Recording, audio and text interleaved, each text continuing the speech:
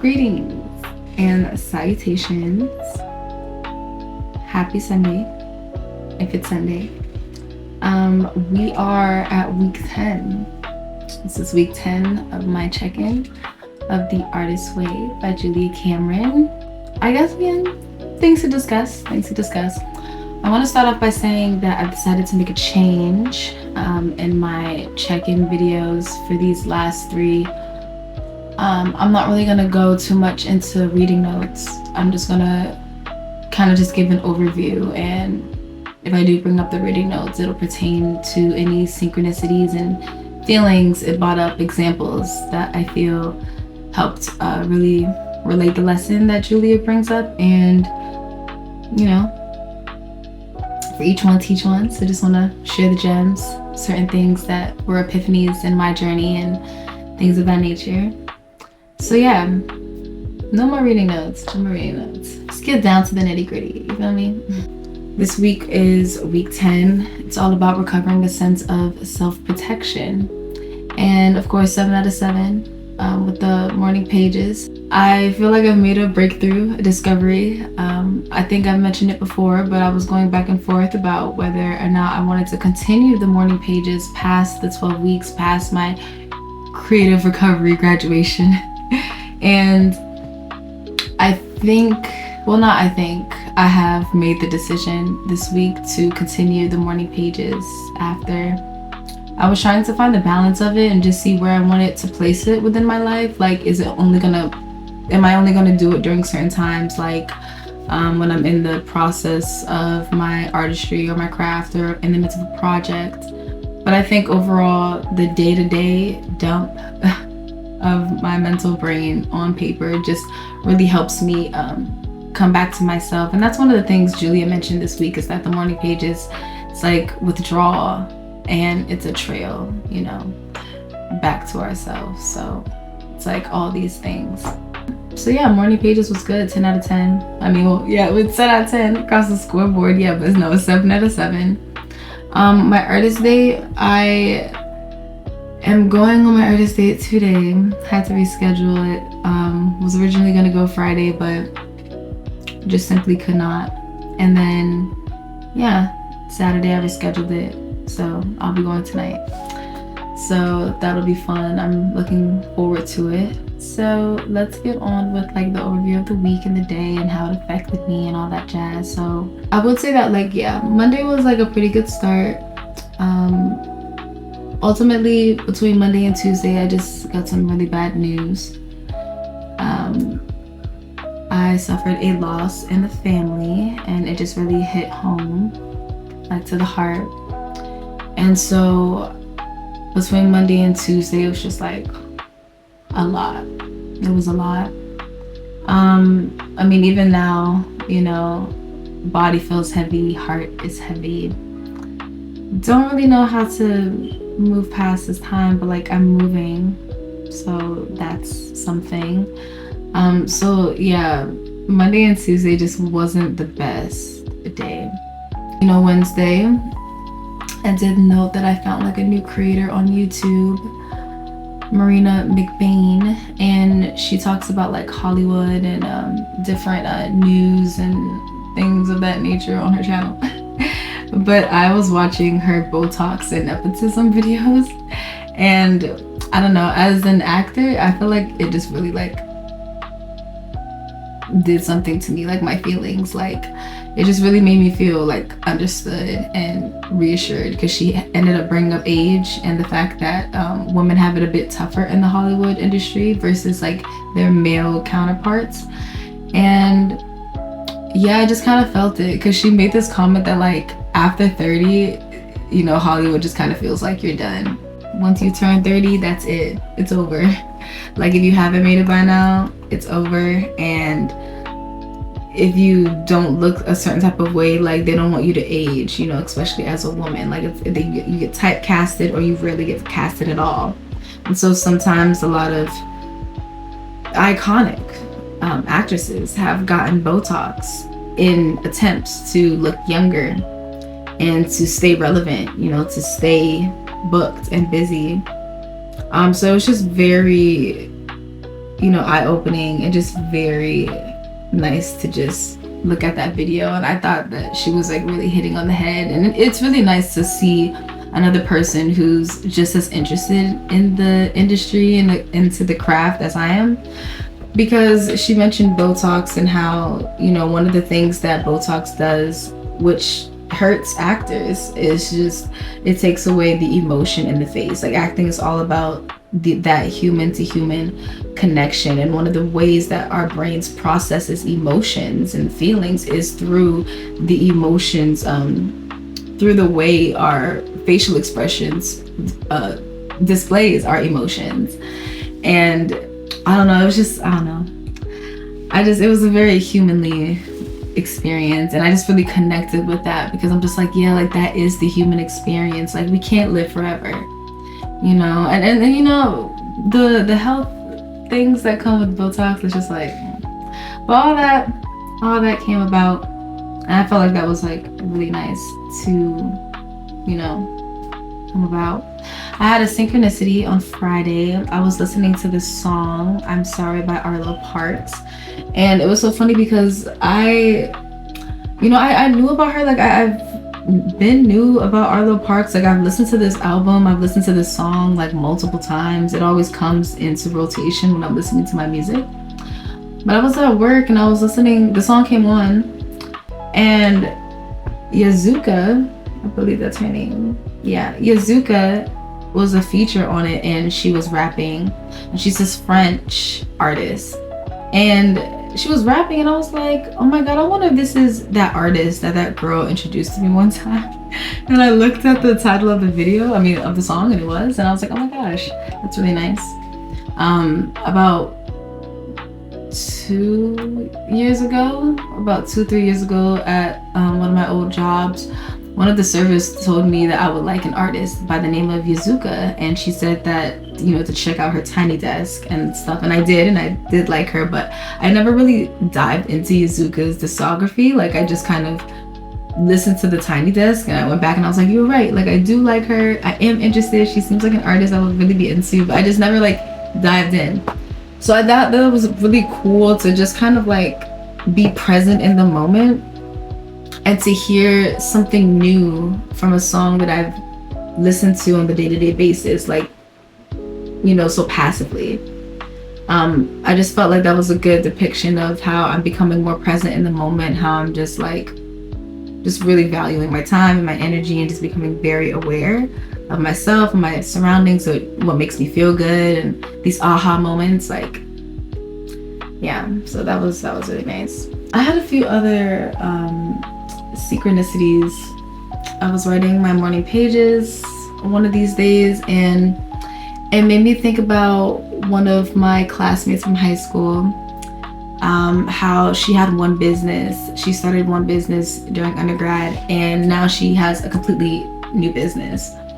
And it just made me think about how, like, I just really admire that she made that change, because as artists or as creatives people, as creative humans, I feel like from the public eye, we always see the final result. Like, that's just like a big thing that people talk about these days. We see the final result, we don't see the behind the scenes. And whether she was feeling moments of doubt or insecurity or fear or not, we don't know that.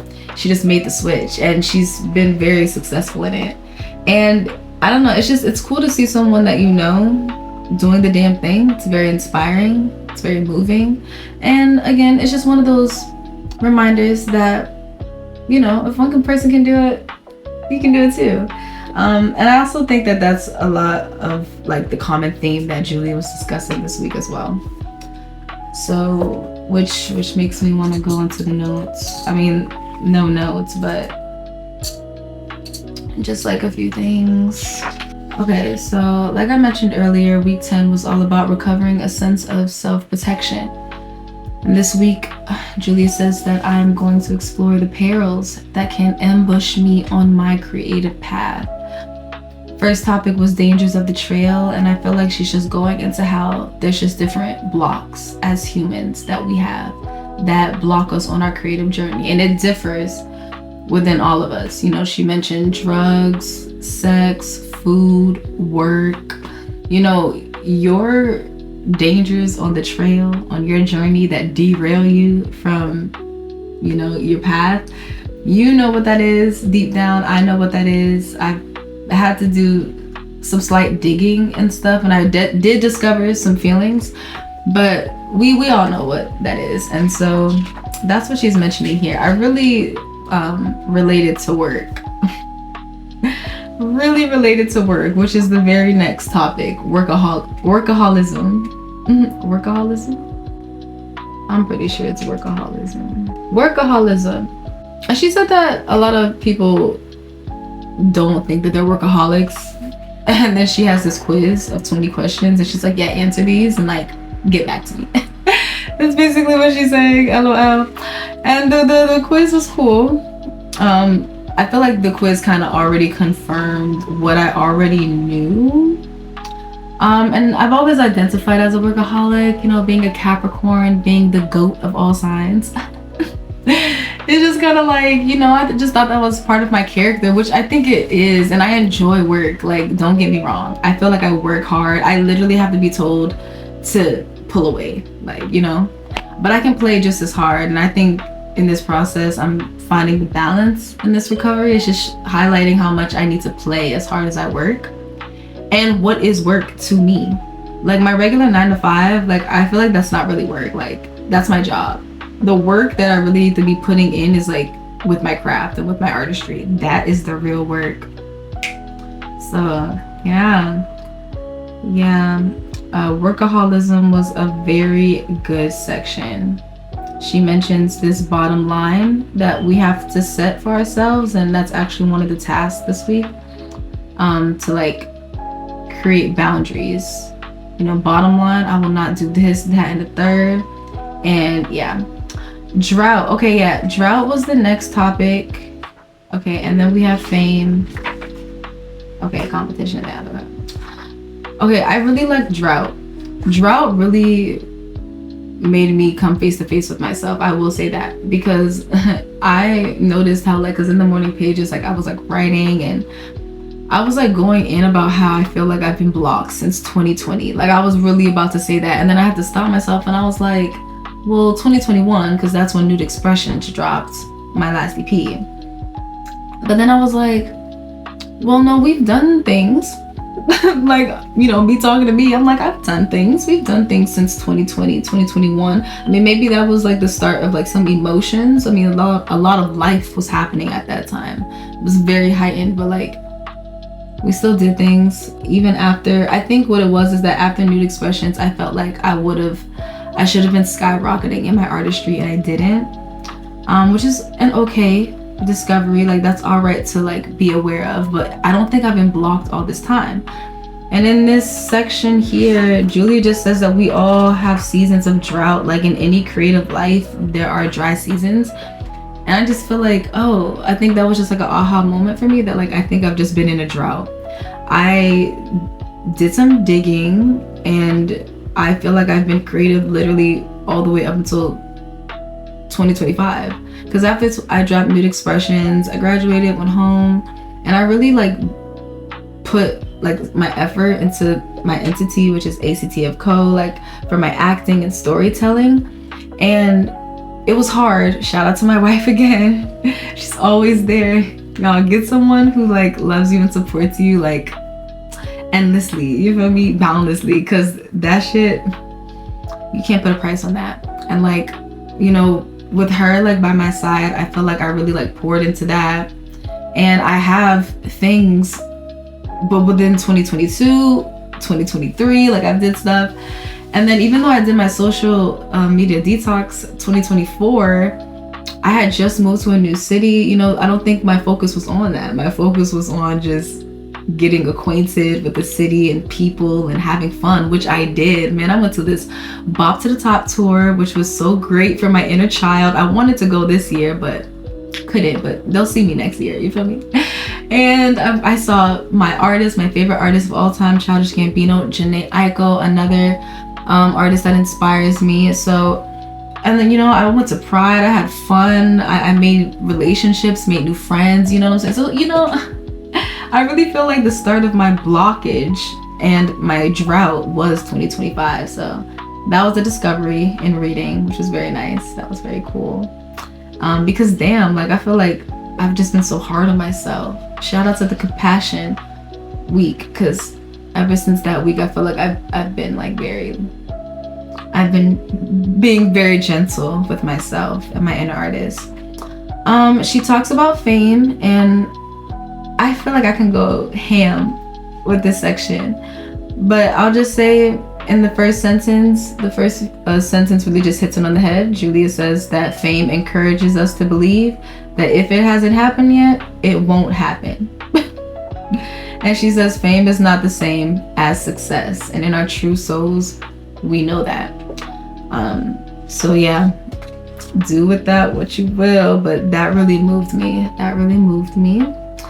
And then competition is our last topic for this week, and Julia says that competition is another spiritual drug. Yeah, you know, all that comparing yourself to other people, other artists. Why hasn't this happened for me yet? Why do I have such rotten luck? All of that is no good for yourself, for your inner for your inner artist. Yeah, competition lies at the root of much creative blockage. And all I'm gonna say with competition is that, like, I've always appreciated a little bit of competition in my life or in my relationships with people who are in close proximity. Like, I always felt like it was fun. Like, you don't want things to be boring. You need a challenge, you know, every now and then. But I think when we talk about moderation and balance, it's all about the abuse of these things. And I feel like that is what kind of competition Julia's discussing here. Like, really just letting it control you and dictate how you move and how you perceive things and the harsh things that you say to yourself.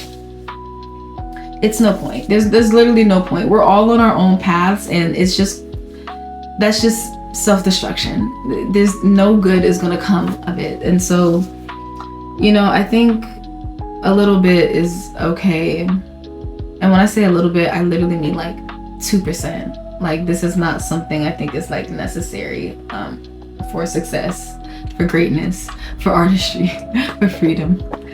But yeah. And then we have the tasks, which again were 4, not 10. So yeah, and I did that. I did those. I pinned my boundaries to the wall. Oh, they're over here though. I mean, not my boundaries, my bottom line. I pinned the bottom line, and there was like this little thing for touchstones. Make a quick list of the things you love, and you already know number 1 is cheese. I love cheese. But yeah, that was week 10. That was it, and that was all. So I will see you guys next week.